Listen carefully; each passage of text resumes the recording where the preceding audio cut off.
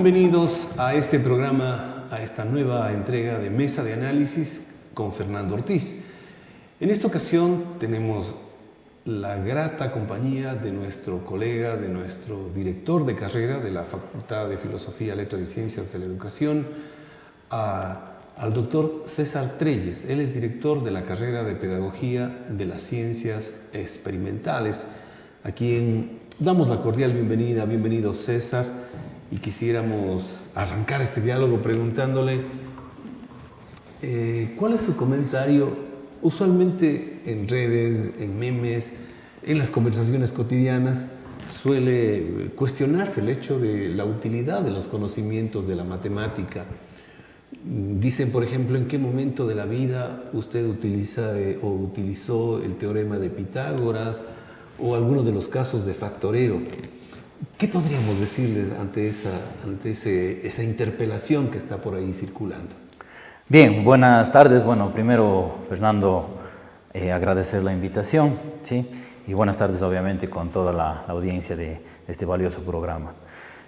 Bueno, pues sí, en realidad siempre el tema de la utilidad de la matemática ha generado bastante controversia, ¿no? Es decir, los estudiantes siempre preguntan la utilidad que tiene tal o cual conocimiento matemático. Esto viene inclusive desde las propias familias, que a veces dan esa idea a los chicos de que la matemática no tiene utilidad. Y bueno, en parte con razón, porque tradicionalmente la enseñanza de la matemática a nivel mundial y de manera específica en Ecuador ha sido un tanto repetitiva, algorítmica, únicamente de memorización. Para el examen casi. Para el examen, simplemente a veces para aprobar la asignatura. Y eso ha hecho obviamente de que haya un distanciamiento, ¿no?, entre la utilidad de la matemática y el conocimiento matemático.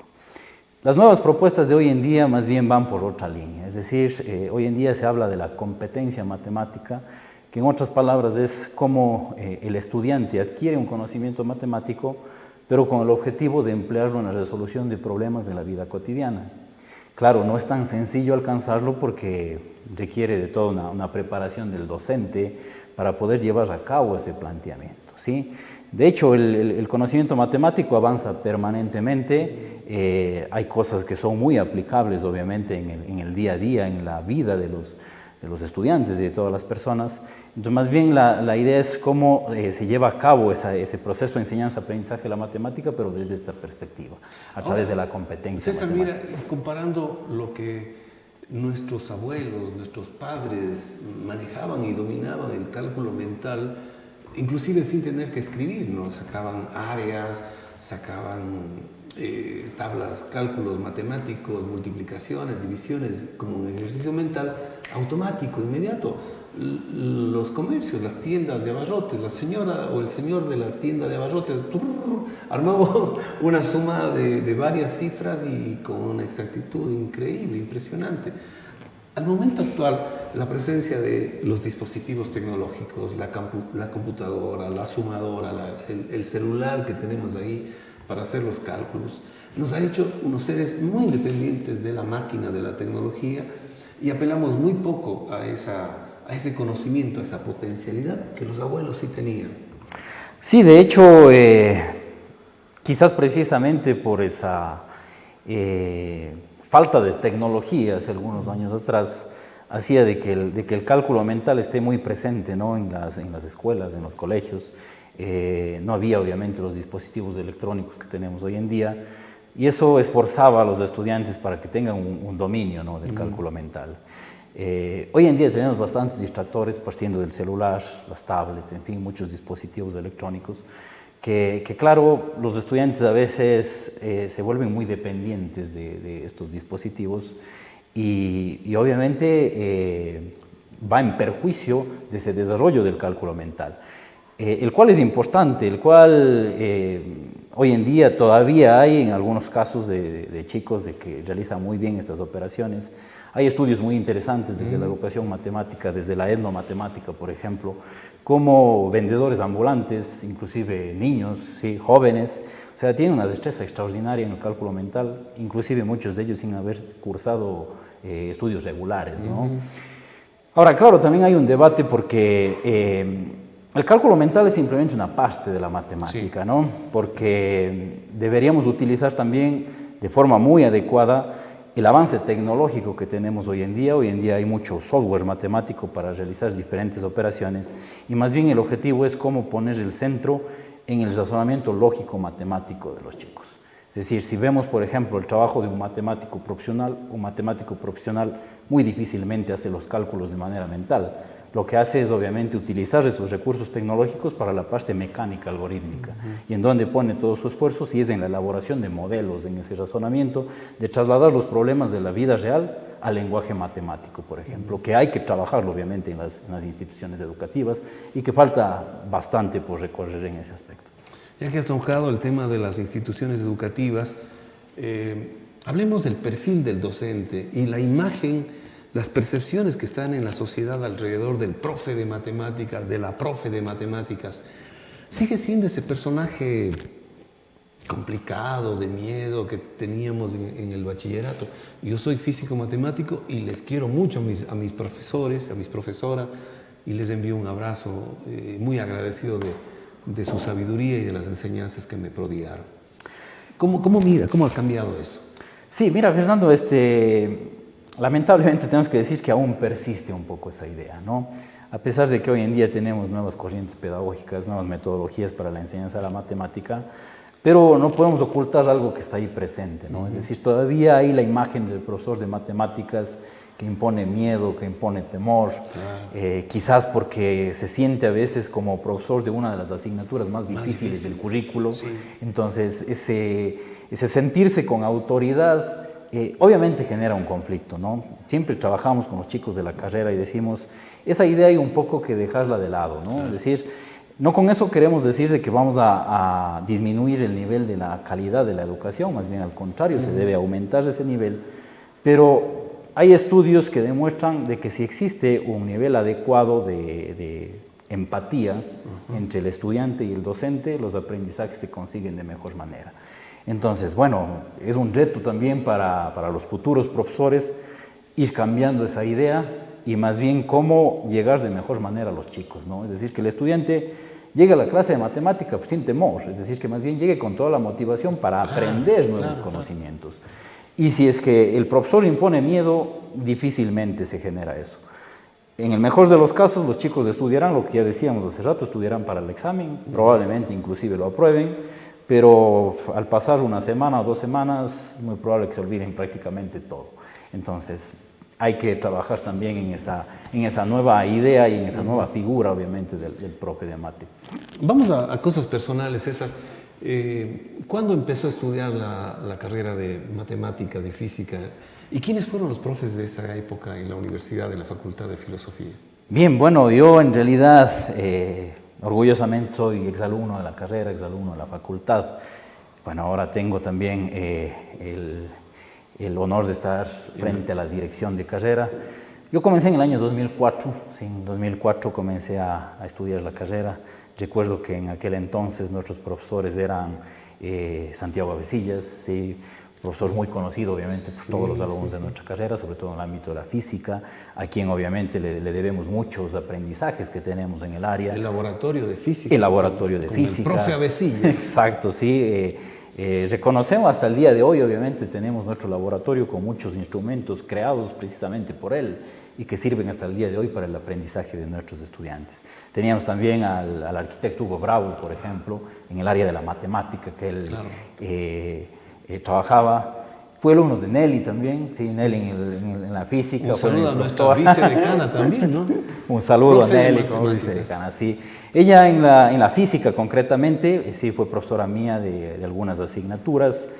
Y bueno, otros profesores que también el doctor Durán, por ejemplo, que bueno, falleció ya hace unos pocos años. Ellos los que han estado siempre, ¿no?, al frente de la carrera. Entonces, bueno, estudié, como digo, comencé a estudiar en el año 2004, se obtuvo obviamente la licenciatura y bueno, luego la maestría y el doctorado, ¿no?, en la misma línea. ¿Y el doctorado en dónde? Porque tenemos que con alegría también felicitar a César que hace poquito ha concluido sus estudios. Con el término del año 2022 tuvo su titulación en el posgrado. Es un doctor, un PhD que nos enorgullece, César. Felicitaciones. ¿En dónde fueron estos estudios doctorales? Gracias, Fernando. Sí, estos estudios doctorales fueron en la Universidad de Girona, en España, ¿sí? En el programa de doctorado en educación matemática, precisamente.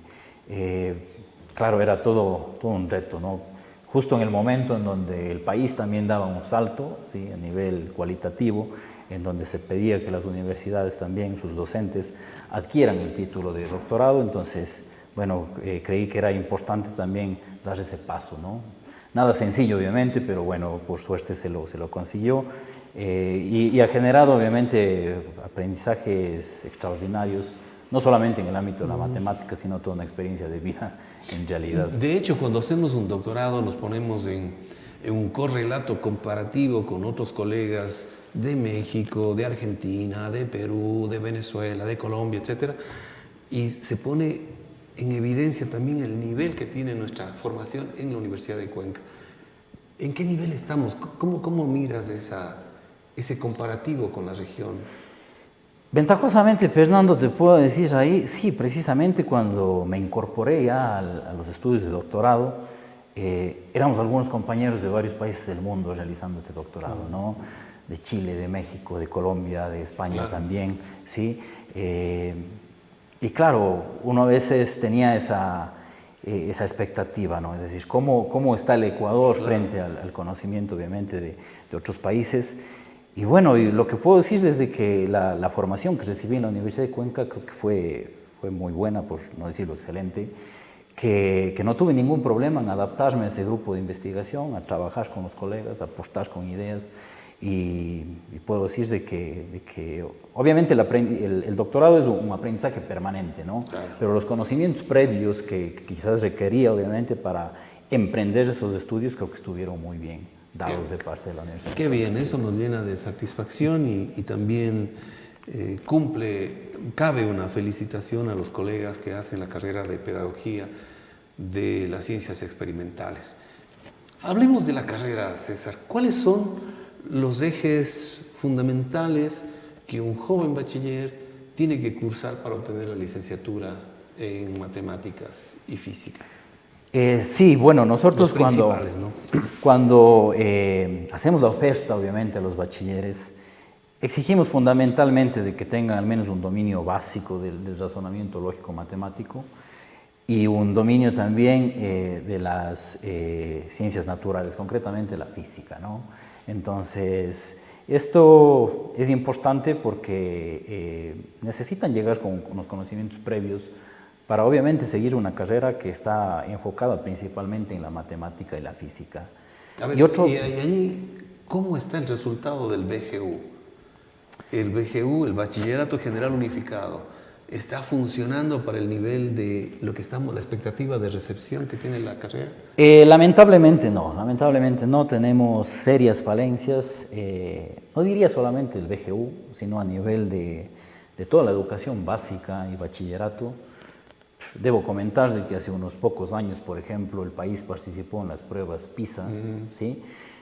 Y los resultados en realidad fue en la práctica una PISA, ¿no? Porque, a ver, así muy rápidamente, PISA establece 8 niveles. Bueno, tiene una clasificación un poco interesante, establece los niveles más básicos como 1A, 1B, 1C y luego sigue así. Y es por benchmarking que hace una especie de comparativo a nivel internacional. Sí, hay una comparativa a nivel internacional en donde el país fue la primera vez que participó en el año 2017 aproximadamente. Los resultados se publicaron ya en el 2018 y lamentablemente la participación del país ahí fue muy complicada. ¿Por qué? PISA tiene como que 8 niveles de ejecución, ¿no? Es decir, categoriza a los estudiantes de acuerdo a sus 8 niveles, siendo el nivel 8 el más avanzado.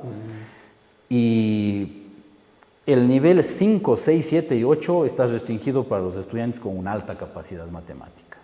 El nivel 4, PISA lo considera como el nivel de desempeño básico en matemáticas, y los niveles 1, 2 y 3 es ya para lo elemental, Lamentablemente debemos decir que el 71% de estudiantes de nuestro país, ¿sí?, no alcanzó el desempeño básico, es decir, está solamente en los 3 niveles. De esos, el 40% están solamente en el nivel 1 y 2, es decir, son chicos que necesitan que se les dé un ejercicio, un problema matemático de forma muy literal, en donde todas las incógnitas deben estar presentes y solamente si es que eso está así pueden resolver el problema. E inclusive hay un porcentaje que ni siquiera llegaron al nivel 1. Wow. Entonces, claro, eso nos pone en un panorama bastante desfavorable. Y entonces allí es importante el rol de la universidad pública, de la Facultad de Filosofía, en donde se forman maestros y maestras, especialmente de la matemática, de la física.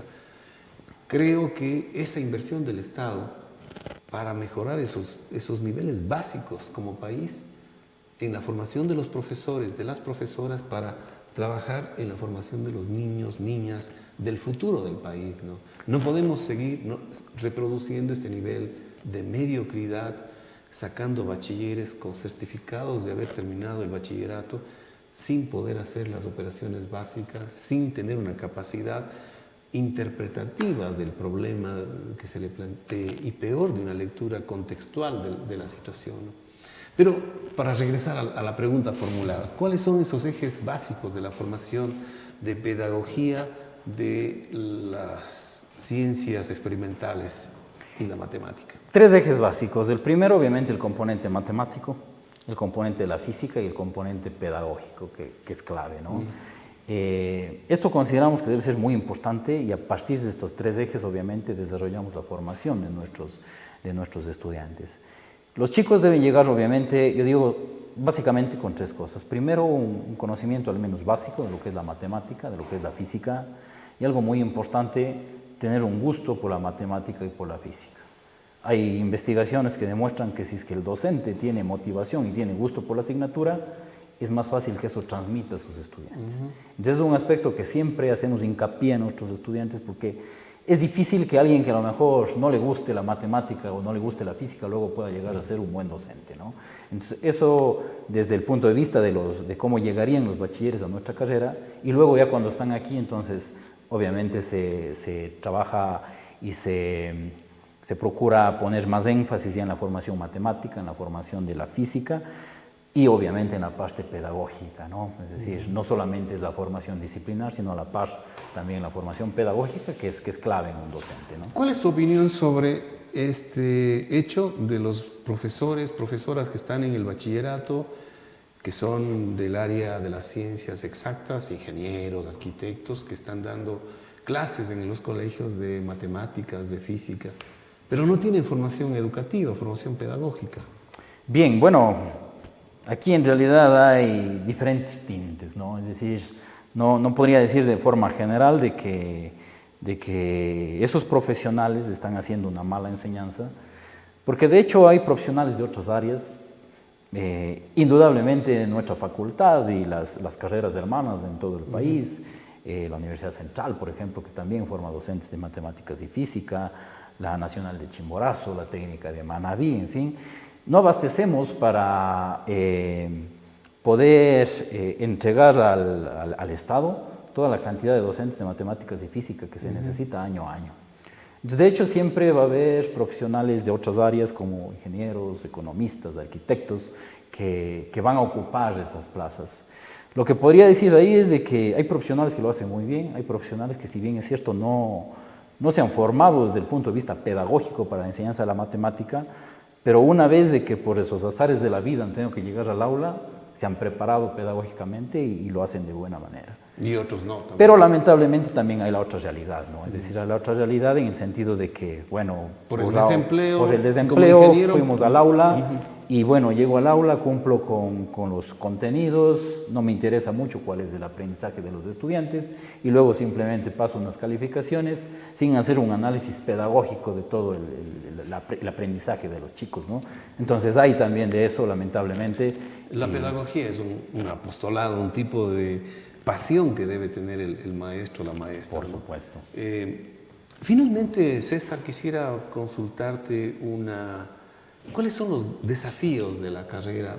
¿Qué se está planteando, qué se está formulando, qué se está cocinando en la carrera? Con todo este panorama, la carrera está llena de desafíos en realidad, porque tenemos que dar respuesta a esa gran problemática que comentábamos, ¿no? Es decir, cómo damos respuesta a ese nivel bastante bajo de los chicos en lo que es el aprendizaje de la matemática y de la física. Por lo tanto, tenemos algunos desafíos. Uno a corto plazo es primero reestructurar nuestra malla curricular. Consideramos de que hay algunos elementos de que deben ser considerados para poder mejorar esa malla. Hemos hecho un seguimiento graduados, hemos hecho grupos focales con los estudiantes para ver qué opinan ellos también acerca de cómo está la formación. Hemos conversado con las autoridades educativas para saber qué es lo que esperan de un docente de matemáticas y física, y frente a todos esos insumos hemos visto que hay algunos temas, quizás de algunas asignaturas, inclusive de la malla curricular, que deben ser reformuladas, y hay otros temas que deben ser incorporados, como por ejemplo el tema de la virtualidad. O sea, a raíz de la pandemia, la educación dio un giro, ¿sí? Y eso hace de que también nos pongamos a tono con ello, ¿no? Entonces, ¿cómo preparamos también a nuestros estudiantes para que sean capaces de enfrentar de manera adecuada ambientes virtuales de aprendizaje? Eso por citar alguno, y de hecho también hay otros temas que es como importante. El posgrado. Como el posgrado. El como tema este, de la... Como este gran congreso de educación que vamos a tener en el 2023. Exactamente, sí. Como el posgrado, este congreso. El tema de la investigación, por ejemplo, Fernando, es algo preocupante. Decíamos hace rato los resultados complicados de los estudiantes, pero es algo estructural. Tienes responsabilidad del Estado, tenemos responsabilidad también, en cierta forma, las universidades. Así es. Y en el tema de la investigación, por ejemplo, hicimos un estudio hace un poco tiempo atrás. Revisamos las principales bases de datos, Web of Science y Scopus. Encontramos que apenas hay 35 artículos científicos de educación matemática desde 1948. 35. Para poner esto en contexto, solamente en Colombia existe el triple de artículos. En México existen 12 veces más. Y a nivel de España existen 50 veces más. Es decir, por un artículo que se publica aquí en Ecuador, en España se publican 50. Y de hecho, si no hacemos investigación en educación matemática, también difícilmente podremos resolver estos problemas. Otro reto es la investigación. Otra vez, por eso es importante invertir en educación, en la pertinencia de la Facultad de Filosofía para superar esos déficits, esas distancias que tenemos con otros países. Sí. César, ha sido muy grato conversar contigo en esta mesa de análisis. Esperamos continuar este diálogo. Perfecto. Por asuntos de tiempo tenemos que cerrar aquí el programa, pero una nueva invitación tendremos para conversar con César sobre los planteamientos futuros, la transformación que está teniendo la facultad y la carrera de Pedagogía de las Ciencias Experimentales. Muchísimas gracias por estar aquí, y la invitación a que comenten, a que nos escriban, a que se dirijan, a que interactuemos. Este documento, este video, este programa estará colgado y podemos seguir dialogando fuera de esta grabación también. Muchísimas gracias. Estamos invitándoles a la siguiente edición. Gracias a ti, Fernando.